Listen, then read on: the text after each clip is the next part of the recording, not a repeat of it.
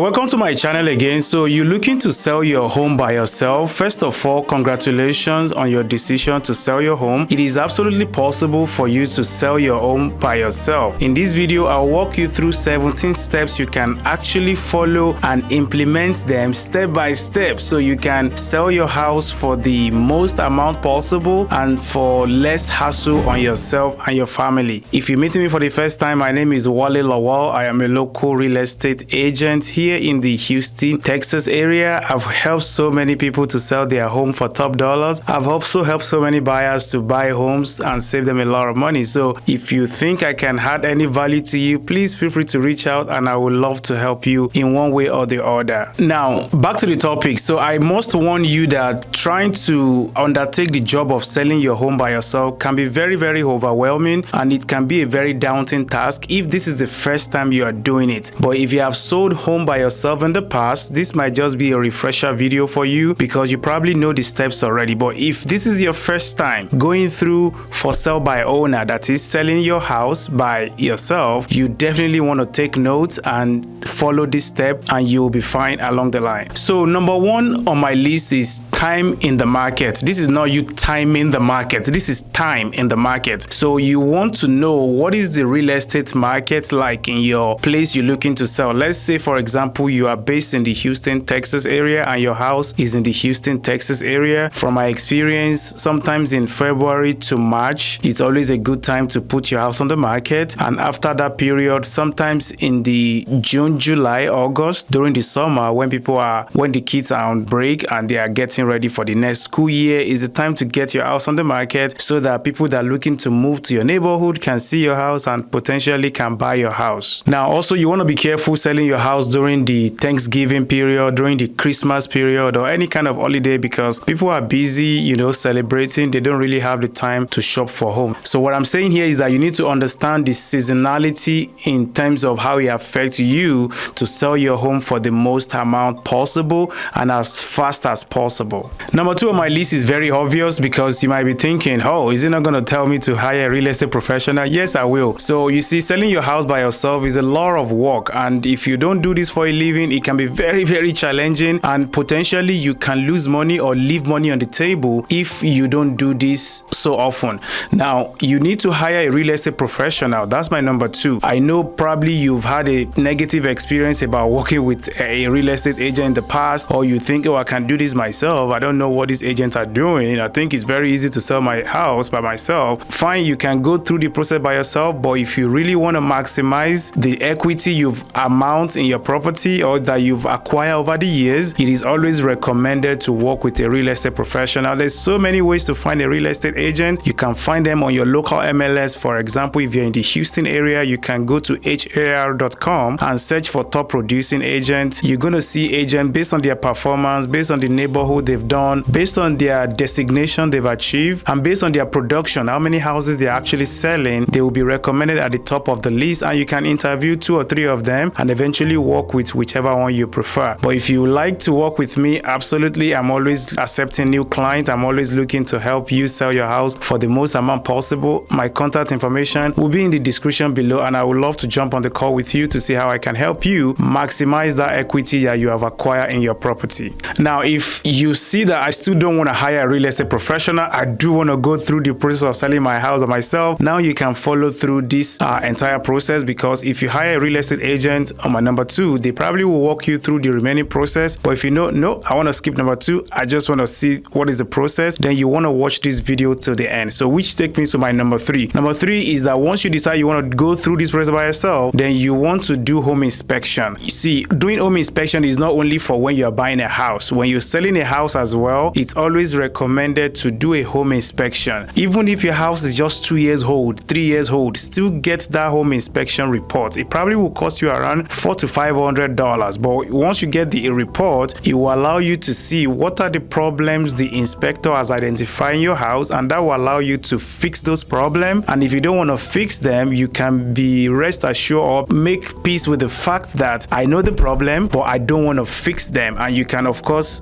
deal with the consequences as well. And that takes me to my number 4. Number 4 on my list is fix all the problems that the inspector has identified. If you don't want to fix them, then you have to understand the reason why you are not fixing them. Most of the time, you will be leaving money on the table if you don't fix those problems, and also you'll be limiting your buyer pool. That is, pool of buyers that are supposed to come forward for your house. You probably will lose certain percentage of them because they will see your house that is not appealing or it needs some kind of work, and they will pass on your house for your neighbor house or for your competition. And that brings me to my number 5, which is probably the most important one on the list, is price your house correctly. The number 1 reason why houses doesn't sell on the market is overpricing. You do not want to make this very, very common mistake that I see on a daily basis why houses doesn't sell, because sellers just believe that because my neighbor's house sold for X amount, then my own can sell for that amount as well. It doesn't work that way. It's so many factors affect the pricing of the house, and this is why you want to have an agent on your phone that you can call, you can bounce idea off and ask them some few questions, or let them just be a resource to you, so that way you can know that at least even though you are going through the process of selling your house by yourself, you have a professional behind you that is guiding you through the process, so you are not making any mistakes. So price your house correctly. If you need a free market estimate of what your house will sell for, feel free to text me home value and I will send you a report of what I believe your house should sell for, and at least that will allow you to get that one thing right, which is pricing your house correctly. Number 6 on my list is you want to clean the house, declutter it, and add some air freshener. You see, when your house smells good, when it looks good, it affects the buyer's psychology, and this always prompts them to at least come to see your house and eventually submit an offer. So you don't want to skip this important process of cleaning the house and declutter it and put some deodorants or hair freshener to just kind of make it look or smell good. And that takes me to my number 7. Number 7 is that you want to get a professional pictures and professional video. You need to spend that $100, $200, whatever the case may be, to get professional picture. You see, the first thing that the buyers or the public see about your house is the quality of your picture. So you don't want to be cheap in terms of, I just want to take a picture using my iPhone, I just want to take a picture using my Android phone. Please don't do that. Hire a real estate professional photographer and videographers. It probably will cost you around $200 to $300 to have a quality pictures,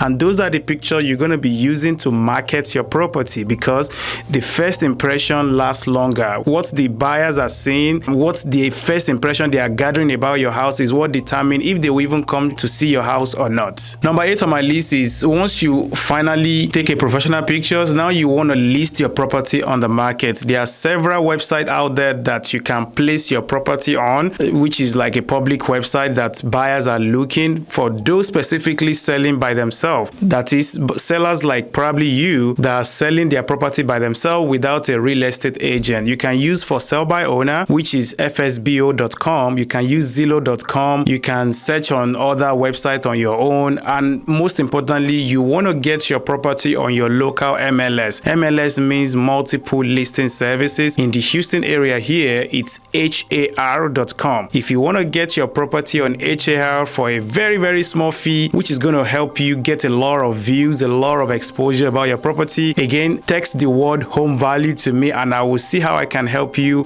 reduce your cost of hiring an agent, and potentially see how we can work together, even if I will not be providing a full service to you as you are selling by yourself. Number 9 on my list is to study your competition and do things a little bit different from what they are doing. If you know that maybe your neighbors are selling their house but they didn't take a professional picture, you want to make sure you take a professional pictures and videos. If you notice that your neighbors are not putting a for sale yard sign in their yard, you want to make sure you do that. If you walk your neighbor's house and you know that it doesn't smell good or it's very dirty, then make sure you kind of correct whatever mistake they've made. Make sure you don't make the same mistake. Whatever thing they've done very well, see how you can take what they've done to the next level, because either you like it or not, that is your competition. Buyers looking in the neighborhood will see your house and they will see your neighbor's house. So do you want them to submit an offer on your house or your neighbor's house? You be the judge. Number 10 on my list is marketing. This is the biggest things you can do for yourself to sell your house correctly. Unfortunately, I see this on a daily basis again. After the pricing, the second thing I see on a daily basis is the marketing. Sellers just don't market their property enough. And I do not blame you or blame them because this is not what they do for a living. As compared to what a professional realtor like me would do to market and sell a house, I don't expect that level of professionalism from a seller that doesn't do this for a living, because you can't just compare a day and night. So you want to market your property correctly, you can start by installing a yard sign in the front of your house, so that way any traffic passing through your house or your street will see that your house is for sale. You want to make sure you put your phone number there. If you don't want to share your number to the public, you can get the $1, $2 phone internet numbers like the 1-800 and let people call to that number. They can even leave a voicemail, you call them back and all those stuff. Number two is that you want to make sure you run a Facebook ad. You want to add it to your Facebook groups. You want to run a Google ad and maybe Instagram ad. Any kind of marketing that you can do to drive traffic to your property, you want to do that, because unfortunately you do need to do more than just putting a yard sign, a for sale by owner yard sign in your front yard. That probably will not get your house sold. What get houses sold are the marketing that you do on the internet, the announcement you make. Maybe you have a HOA, you can announce in the HOA, you can put some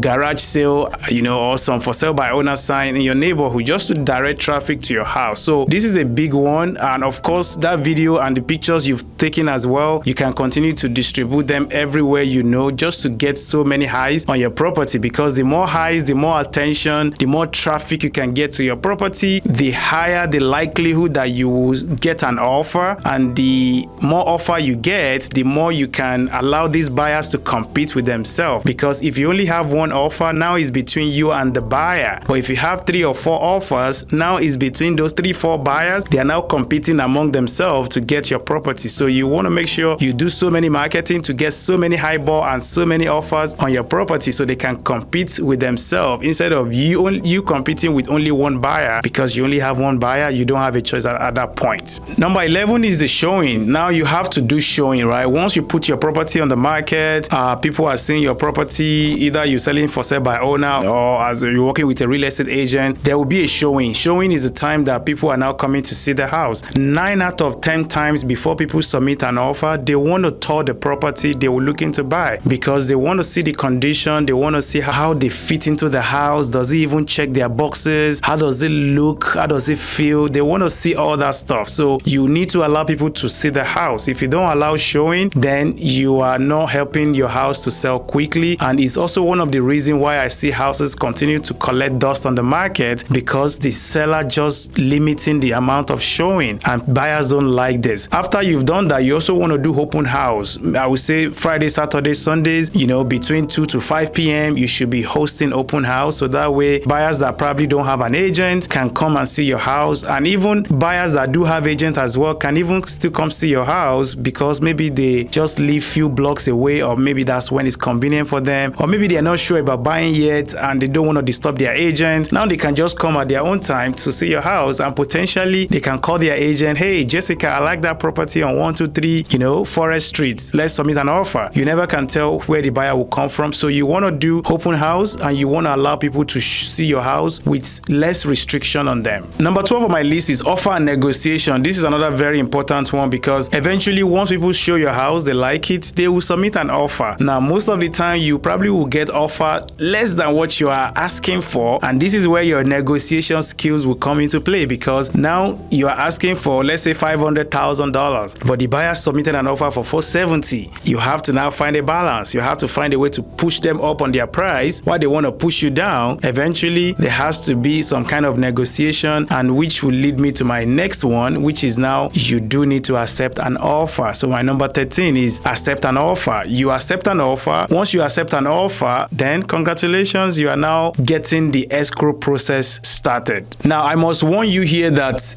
even though you are looking to accept an offer as quickly as possible, please be prepared to walk away if the offer just doesn't make sense to you, if it's not going to allow you to get the most amount for your property. If you believe that I know my house should sell for more than this and I don't want to take this, please be prepared to walk away, because there is always going to be another buyer. It might take you a couple of weeks, couple of months, but the right buyer will eventually come. And again, this is the reason why you want to work with the professionals that know how to navigate all this complexity that always arise in the real estate transaction. Number 14 on my list is to send the accepted offer offer to the escrow officer, or we call them title company here. Some states use a real estate attorney to close the deal. So you want to send that offer that you've accepted, send it to the escrow officer. Then the escrow officer will begin we call it the escrow process or the closing process. Now they will open the title. Once they open the title, they're going to do some title search to make sure that there is no anything crazy or any lien, any kind of lien on your property. If there's any lien, they will make sure they clear it, and this is the escrow process. Number 15 is that the buyer will now do home inspection. Now they are in escrow, that is, they are under contract. They will now do home inspection. The home inspection will allow the buyer to uncover any kind of problem that is currently present that is not fixed in your house. And please don't be alarmed in this process. The buyer will always find one or two things. It's just part of the process because they've paid the home inspector $400 to $500 to do that home inspection. So the inspector has to find something. It's just part of the game. But don't worry, once they find the problem, you have to find a way to negotiate with them. If it's a minor problem, you can fix it by yourself. If you don't want to fix it, you can give them a credit, maybe $500, $1,000, $2,000, $3,000, whatever the dollar amount of fixing it. You want to make sure you negotiate it with them, and you might want to get a contractor to give you estimate for those things that they're asking for, so that way you are not giving them too much money, and also that way you are also not negotiating too hard to push them away, because they always will have about 7 days, and within that 7 days they've done their home inspection. They know if they want to go or no go, and if you push them too hard, they can terminate that contract with you. Now you are back on the market and you have to repeat this process all over again, which can be very, very painful. So you want to be careful. Even though you are the owner of the house, the buyer also have the right to terminate and walk away. So you want to find a balance and make sure that you are working towards a win-win transaction. Number 16 is home appraisal. 9 out of 10 times the buyer will be going to the bank to borrow money to buy the house. Maybe they are putting 5% down payment and they are borrowing 95% from the bank. So the bank is the largest investor in that purchase. And the bank want to make sure that they are not financing more than what the property actually worth. So how do they determine this? They do home appraisal. Home appraisal will come to the house. We call them appraiser with the SER, but what they give is appraisal report, which is SAL. So home appraiser will come to the house and measure the square foot, look at the amenities you have, and look at the features, look at the functionalities, and eventually they will assign an opinion of value to your house. Let's say, and they will also be pulling the comparables, houses that are very, very similar to your own within your neighborhood or within 1 mile radius of your house. They will gather all those data and eventually give an opinion of value. Let's say you go under contract for $575,000. Appraiser can appraise it for $572, $575, $577. Most of the time, if you have priced your house correctly, it will be within the range of plus or minus 5% or plus or minus 3% of your house if you've priced it very, very correctly. Now, when the appraiser come back at that point, if it come $3,000 less, most of the time the buyer will want you to reduce the price by that $3,000. Let's say you accepted an offer for $575 and you appraised for $573 or $572. Then they will want you to reduce it by that $3,000 or $2,000 as the case may be. At that point, you decide if you want to reduce it, they move forward. If you don't want to reduce it, again, the buyer can back out because of that appraisal contingency. Once you finalize the appraisal and you've passed that hurdle, well, congratulations to you. I can tell you that you've done your own part 9 out of 10 times. Now the ball is in the court of the lender to do all the other final details, and you are now counting down to the closing date. So once the closing date comes, congratulations, you've worked very, very hard to sell your property. Now you can go sign the closing document. You have 2 or 3 options when it comes to signing the document. You can go to the title company, which you send the contract to at the beginning that you've been working back and forth with, right? You can walk in there, sign the document, and they wire the money into your bank account, or you can have a mobile notary person come to your house and you can sign the document in your home office or on your kitchen space or in your living room, anywhere you want. You can do that. Also, they can meet you at a coffee shop, a fast food, a near restaurant, anywhere you choose. They can also come to you like that. And the third way is that you can also sign online. Sometimes they allow you to just log into your computer, just show your driver's license, and you can start signing the closing document. So it's as easy as this. But as you can see, there are so many steps involved in selling your house. I would would recommend that you probably watch this video again. If I move too fast for you, you might want to rewind it a little bit and watch it again so you can follow that process. Above all, I would like to connect with you if you need that home value, or you just want to know what is my house gonna sell for. Even when you're not ready to sell, it's always good to know what your house will sell for. Shoot me a text message to 832-776-9582. Just text home value to 832-776-9582. I'll be able to call you and give you the CMA. We call it comparable market analysis, which is similar to what the appraiser we're going to be using to determine the value of your house. So I will send that to you for free. I'm not asking anything about that. So I hope you find value here. If you like this video, please make sure to like this video, subscribe to my channel, click on that notification bell so I can let you know the next time I have a new video. And above all, please share this video with anybody you think will benefit from this, because this is a lot of information that so many people don't know about. So many people don't know they can even sell their house by themselves. Now you have all the steps you need to take to sell your house by yourself. So please feel free to share the video, and I hope I will connect with you shortly. Thank you. Bye-bye.